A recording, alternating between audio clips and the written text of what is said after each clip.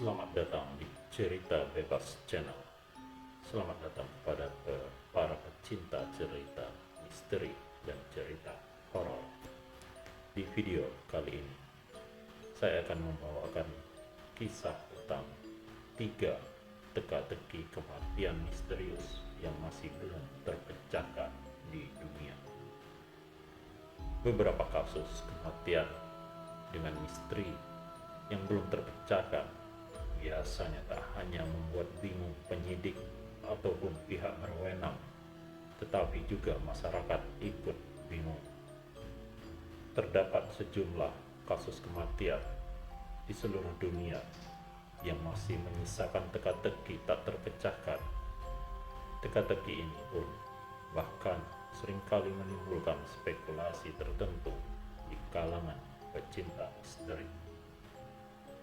Merangkum dari berbagai sumber, berikut 3 teka-teki kematian aneh dan janggal atau misterius yang masih belum terpecahkan hingga kini.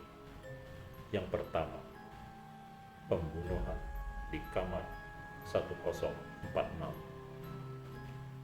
Pembunuhan pria dengan nama Roland T. Owen ini terjadi pada Januari 1935 di President Hotel Kansas City, Missouri, Amerika Serikat. Dalam hotel ini, ia menginap di kamar nomor 1046. Dirangkum dari BuzzFeed, pada saat kejadian pembunuhan, Owen ditemukan tergeletak di lantai tanpa pakaian dan penuh darah.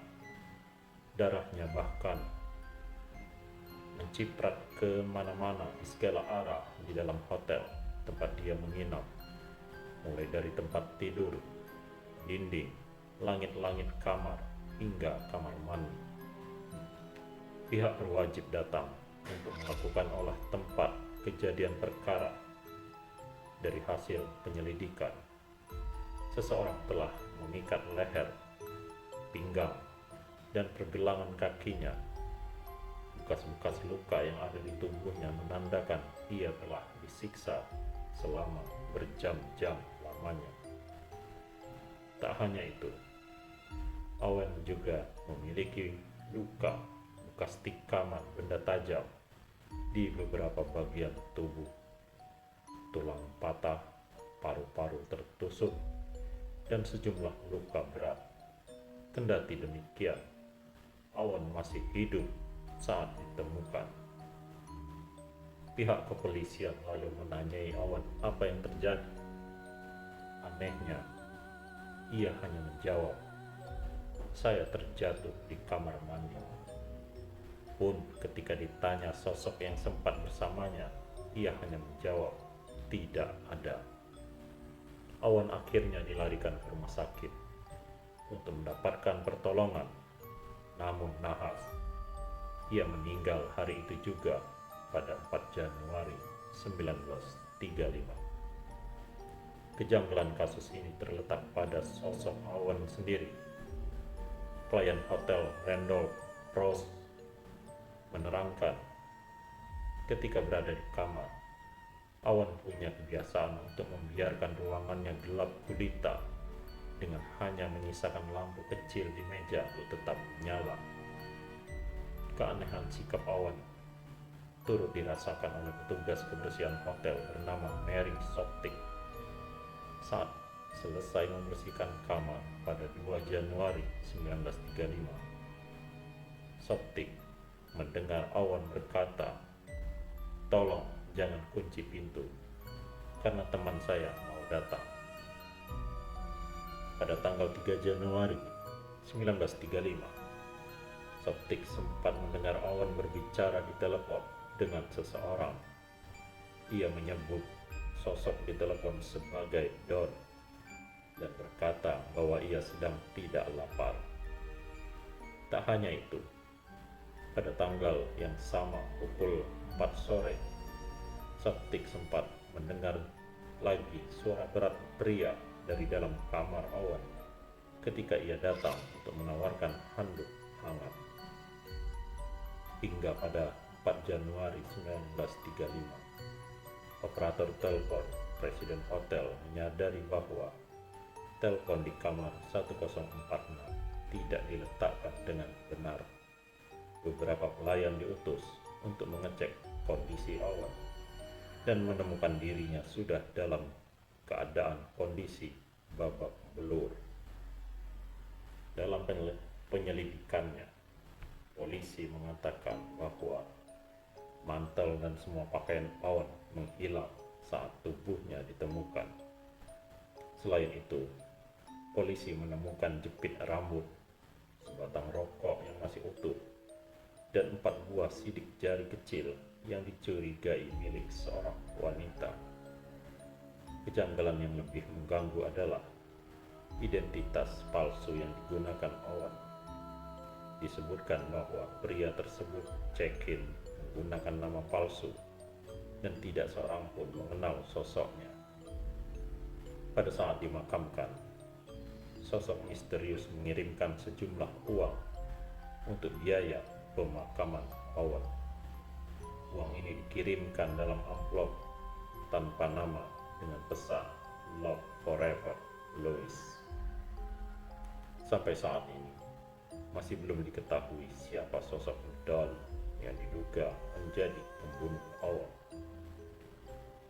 Owen sendiri bahkan tidak jelas asal-usulnya, karena tidak ada satupun pihak keluarga atau kerabat dekat yang datang ketika berita naas itu tersebar. Santer disebut bahwa Owen adalah sosok mata-mata dengan nama Artemus Ogletree yang meninggalkan keluarganya pada April 1934. Kisah kedua, kematian wanita Isdal. Kasus wanita Isdal merujuk pada penemuan sosok mayat misterius di lembah Isdalen, Bergen, Norwegia. Mayat ini ditemukan pada 29 November 1976. Sedikit tersembunyi di antara batu-batuan dengan kondisi setengah tubuh hangus terbakar. Dilansir dari BBC, di tempat kejadian ditemukan sejumlah barang milik wanita itu, yakni beberapa perhiasan, jam tangan, payung yang telah rusak, selusin pil tidur merah muda, 2 plastik berisi bensin, beberapa buah botol alkohol, dan sebuah paket makan siang.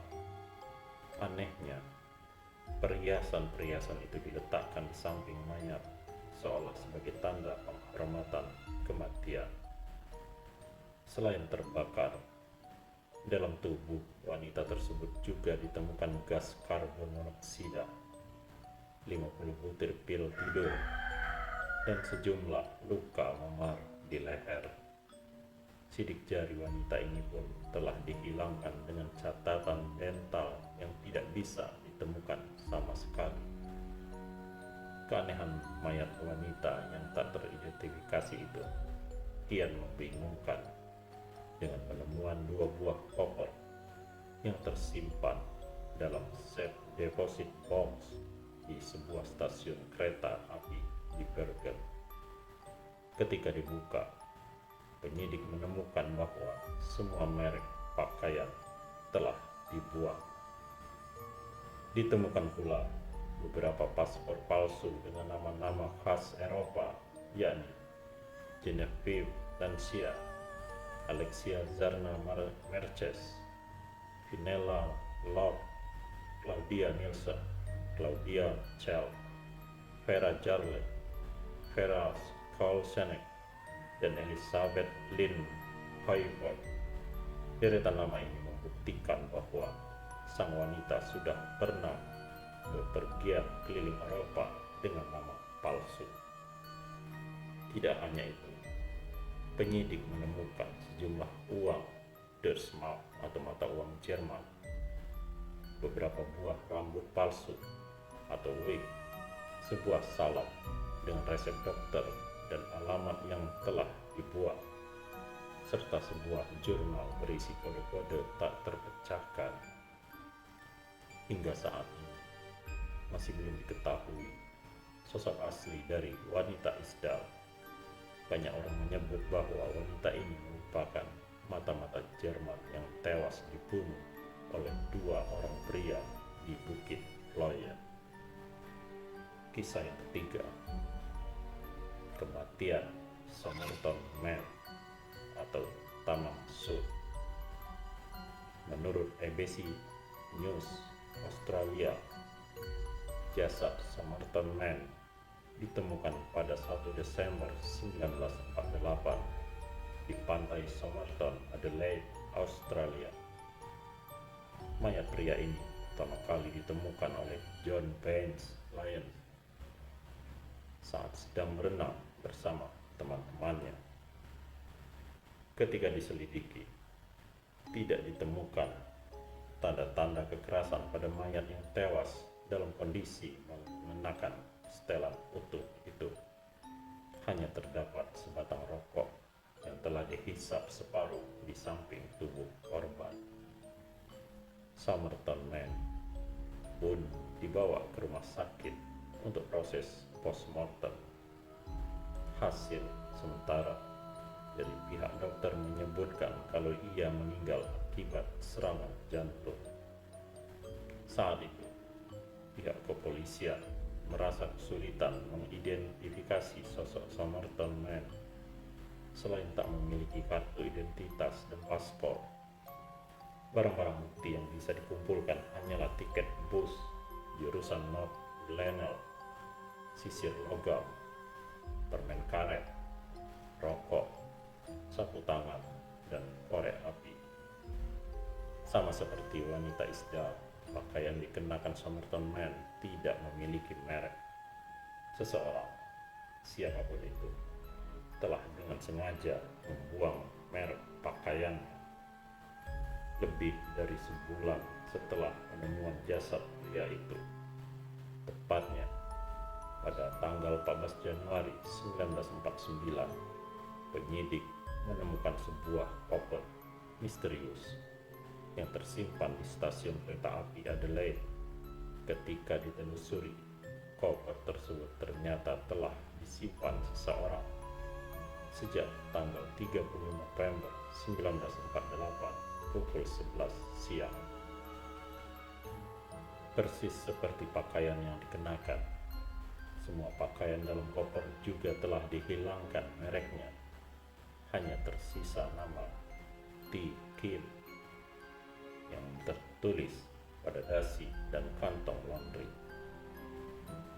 Masih belum ada titik terang. Pada April 1949, pihak kepolisian semakin dibuat bingung dengan penemuan secari kertas kecil pada pakaian korban. Cuilan kertas kecil tersebut terjahit dalam celananya. Dalam kertas itu tertulis Tamam Sud yang memiliki arti selesai. Kata ini sendiri didapat dari buku puisi The Rubaiyat karangan penyair Persia Omar Khayyam. Karena dirobek dari buku, pihak polisian lantas memburu keberadaan buku yang telah dirobek di bagian akhirnya. Sampai akhirnya dokter asal Glenelg menyerahkan buku yang dimaksud. Ketika ditanyai, sang dokter mengaku bahwa buku tersebut bukan miliknya. Ia menemukan buku itu sudah tergeletak di kursi belakang saat mobilnya diparkir di Jetty Road, Glenelg, sekitar 1 minggu sebelum ramai pemberitaan penemuan mayat. Tak sampai di situ saja, ketika diperiksa, buku ini berisi beberapa kode dengan huruf-huruf yang tak diketahui artinya. Tak ada satupun ahli kriptografi atau matematikawan yang bisa memecahkan kode ini. Karena tak kunjung menemukan titik terang, pihak kepolisian akhirnya menguburkan mayat pria misterius itu pada 14 Juni 1949. Pada makamnya ditulis, "Di sini terbaring sosok pria misterius yang ditemukan di pantai Somerton pada 1 Desember 1948. Demikianlah kisah misteri kali ini. Semoga ada hikmah dan manfaat yang bisa dipetik. Terima kasih.